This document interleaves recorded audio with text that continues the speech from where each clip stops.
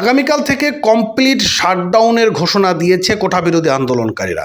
বন্ধুরা, সহিংসতা কোন দিকে রূপ নিচ্ছে সেটা কিন্তু সত্যি এখন ভাবার বিষয় হয়ে গিয়েছে। কারণ কোটা বিরোধী আন্দোলনকারীরা এতদিন তারা সংস্করণ দাবিতে বিভিন্ন বিশ্ববিদ্যালয় মাঠ প্রাঙ্গণে ছিল, কিন্তু এখন এই পর্যায়টা সারা বাংলাদেশে ছড়িয়ে যাচ্ছে, গ্রামগঞ্জে ছড়িয়ে যাচ্ছে। অর্থাৎ এই কোটা বিরোধী আন্দোলনকারীদের পরবর্তী যে কর্মসূচিগুলো আসছে, প্রত্যেকটা কর্মসূচিগুলো কিন্তু অনেক হ্যাবিয়েট কর্মসূচি আসছে। আপনারা জানেন ইতিমধ্যে 6 জন মারা গিয়েছেন কোটা বিরোধী আন্দোলনকারীরা। এখন এই যে 6 জনের মৃত্যু হয়ে গেল এবং এই মৃত্যুর মাঝখান দিয়ে আগামী বাংলাদেশ কোন দিকে হাঁটছে সেটি আমাদের মতন যারা আমজনতা রয়েছি এদের জন্য কিন্তু একটা বড় ধরনের নেগেটিভ অর্থাৎ রেড সিগন্যাল চলে আসছে। অর্থাৎ যদি সত্যি কোটা বিরোধী আন্দোলনকারীদের সঙ্গে সরকারের যদি না বসে বা এটি নিয়ে যদি কোনো ধরনের ফয়সালা না হয়, তাহলে আগামী দিনে এই জাতিকে দেখতে হবে নতুন আর একটা যুদ্ধ।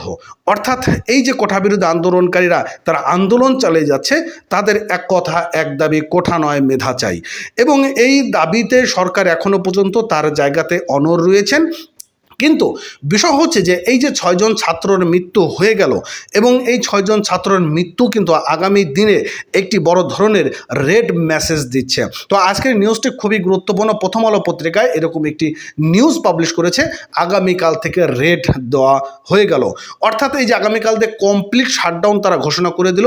এতে করে কিছু কিছু জায়গায় তারা কমপ্লিটভাবে তারা পূর্ণাঙ্গ কর্মসূচি দিয়ে দিয়েছেন। এখন তারা যেটি বলছে যে ওষুধের দোকান, হাসপাতাল বা কয়েকটা জায়গা ছাড়া সকল কিছুই বন্ধ ঘোষণা করে দিয়েছেন।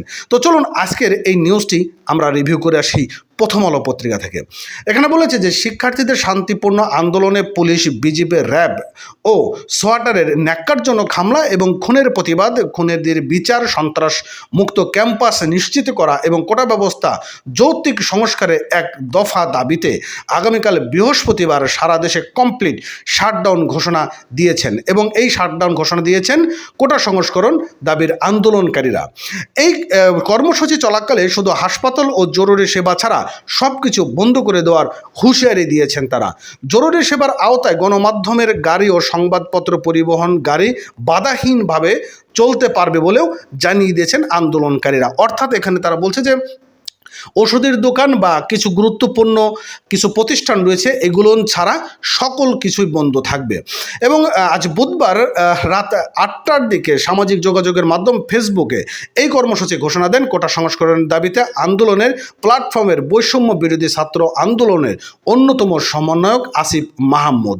তিনি তার ফেসবুক স্ট্যাটাসের মাধ্যমে এটি তারা ইতিমধ্যে জানিয়ে দিয়েছেন। এবং আসিফ মাহমুদ আরও কয়েকটি কথা বলেছেন, সেটা হচ্ছে যে শিক্ষার্থীদের শান্তিপূর্ণ আন্দোলনের উপর পুলিশ, বিজিবি, র্যাব এবং সোয়াটারের ন্যাক্কারজনক হামলা, খুনের প্রতিবাদ, খুনিদের বিচার, সন্ত্রাসমুক্ত ক্যাম্পাস নিশ্চিত করা ও কোটা সংস্করণের এক দফা দাবিতে আগামীকাল 18ই জুলাই সারা দেশে কমপ্লিট শাটডাউনের ঘোষণা করছি। শুধু হাসপাতাল ও জরুরি সেবা ছাড়া সকল ধরনের প্রতিষ্ঠানের দরজা খুলবে না, অ্যাম্বুলেন্স ছাড়া সড়কে কোনো গাড়ি চলবে না। এবং তিনি এটাও বলেছেন যে সারা দেশে স্কুল, কলেজ, বিশ্ববিদ্যালয়, মাদ্রাসার শিক্ষার্থীদের কর্মসূচি সফল করার আহ্বান জানিয়েছেন। এবং তিনি বলেছেন অভিভাবকদের উদ্দেশ্যে যে আপনার সন্তানের পাশে দাঁড়ান। তো এখন যে বিষয়টি হয়ে দাঁড়াচ্ছে যে এই কমপ্লিট শাটডাউনটি অর্থাৎ এটি কিন্তু একটা রেড মেসেজ দিচ্ছে। কারণ ছাত্র আন্দোলন কতটা ভয়ঙ্কর রূপ নিতে পারে আমাদের পূর্বের ইতিহাসগুলো 52, 71 এবং গণ অভ্যুত্থান, এই ইতিহাসগুলো যদি আমরা জানি তাহলে আমরা দেখতে পাবো যে ছাত্র আন্দোলন কোন অবস্থার মধ্যে দিয়ে যায়। তো যাই হোক বন্ধুরা, আমরা কোনো এই ধরনের সংশোধন চাই না, আমরা চাই সরকারের সঙ্গে এদের বসে একটা ফয়সালা হয়ে যাক। ভালো থাকেন, চ্যানেলটি অবশ্যই সাবস্ক্রাইব করে রাখবেন পরবর্তী আপডেট পেতে।